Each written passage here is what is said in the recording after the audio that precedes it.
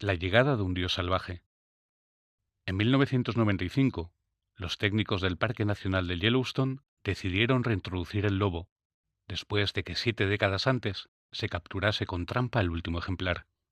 Esa decisión, muy polémica en su momento, transformó el paisaje de Yellowstone en poco tiempo, de una forma tan radical que hasta los propios gestores del parque no podían dar crédito a lo que estaban viendo. Los biólogos e ingenieros que han estudiado el proceso con detenimiento comienzan ahora a entender los complejos mecanismos que desencadenó la llegada de un depredador tan eficiente como el lobo en un ecosistema que hasta el momento había estado dominado por grandes herbívoros como el alce, el búfalo o el ciervo. El primer efecto de la reintroducción, bien conocido por los estudios de dinámica de poblaciones, fue el rápido incremento de los depredadores y también la drástica reducción de los grandes herbívoros, hasta que finalmente ambas poblaciones alcanzaron un punto de equilibrio. El segundo efecto, observado y también esperado, fue la progresiva recuperación de la cubierta vegetal y la llegada de nuevas especies que, debido a la excesiva presión de los herbívoros, habían desaparecido casi por completo. Entre ellas destacan las plantas de ribera, que volvieron a crecer junto a ríos y arroyos, reduciendo la velocidad del agua, reteniendo ramas y favoreciendo la sedimentación. Como resultado de este proceso nada esperado, el trazado lineal de los ríos de Yellowstone fue transformándose poco a poco en otro más sinuoso, hasta el punto de crearse meandros y pequeños islotes, que a su vez permitieron la entrada de nuevas especies. Dicho de forma telegráfica, la introducción de una pequeña manada de lobos acabó transformando radicalmente el paisaje de Yellowstone, modificando incluso el curso de los ríos. Para entender el significado del cristianismo y lo que implicó su llegada, puede resultar muy ilustrativa la historia de Yellowstone, porque ambas historias, por muy alejadas y distintas que parezcan, narran un proceso similar: la transformación de un ecosistema entero, uno natural, el de Yellowstone, y otro religioso, el del judaísmo del siglo I, en algo distinto. El nacimiento de Cristo fue un acontecimiento que transformó el paisaje religioso de modo irreversible. Nuestra fe afirma que con Jesús Dios entra en la historia humana de una forma nueva, inesperada y radical.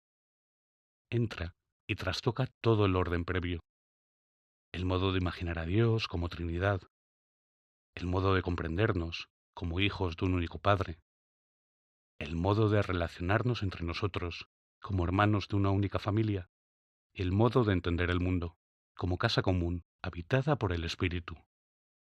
Con Jesús ya nada puede ser igual que antes. Los relatos de conversión de todos los tiempos narran bien los efectos que provoca la llegada de Cristo a la vida de una persona, desde las confesiones de San Agustín hasta la montaña de los 7 círculos de Thomas Merton, pasando por la autobiografía de San Ignacio de Loyola. Las conversiones religiosas dan testimonio de la novedad permanente de la fe cristiana y de su capacidad para irrumpir y revolucionar el orden establecido, tanto a nivel personal como social. Cuando el Dios amor de Jesús se introduce en la vida de una persona y se le deja suelto, sin tratar de controlarlo o manipularlo, todo cambia, todo queda recolocado, hasta el curso de la propia vida. Porque cuando alguien deja entrar a Dios en su conciencia, en su pensamiento y en su imaginación, se desencadenan, como en los ecosistemas, transformaciones vitales en el interior de esa persona. Y esas transformaciones se traducen después en actitudes y decisiones muy concretas, en el modo de entender el mundo, de plantearse la vida y de ordenar las prioridades. El padre Rupe, antiguo general de los jesuitas, describió magistralmente lo que sucede al abrir la puerta al Dios amor en nuestras vidas, en un poema oración que merece la pena reproducir. Nada es más práctico que encontrar a Dios, que amarlo de un modo absoluto y hasta el final. Aquello de lo que estés enamorado y arrebate tu imaginación, lo afectará todo. Determinará lo que te haga levantarte por la mañana y lo que hagas con tus atardeceres, cómo pases los fines de semana, lo que leas y a quien conozcas, lo que te rompa el corazón, y lo que te llene de asombro con alegría y agradecimiento. Enamórate, permanece enamorado, y eso lo decidirá todo. Si la introducción de una nueva especie lo afecta todo, desencadena cambios insospechados en la pirámide trófica y acaba transformando por entero un ecosistema, la introducción de la pregunta por Dios, el Dios amor de Jesucristo, ¿no lo afectará todo también? ¿No transformará el itinerario vital de una persona en direcciones insospechadas? La historia nos dice que en la vida de muchas personas a lo largo de los siglos así ha sido.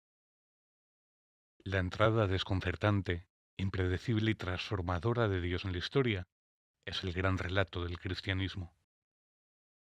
El Dios a quien abrimos la puerta en Navidad, el Dios del amor, el Dios de Jesús, es también, y conviene no olvidarlo, el Dios salvaje que irrumpe en nuestra intimidad para instalarse y trastocar para siempre nuestro paisaje interior. Rescatemos la radicalidad del misterio de la Encarnación. Abramos la puerta al Dios salvaje y creador, al Dios capaz de transformar y recrear nuestra vida.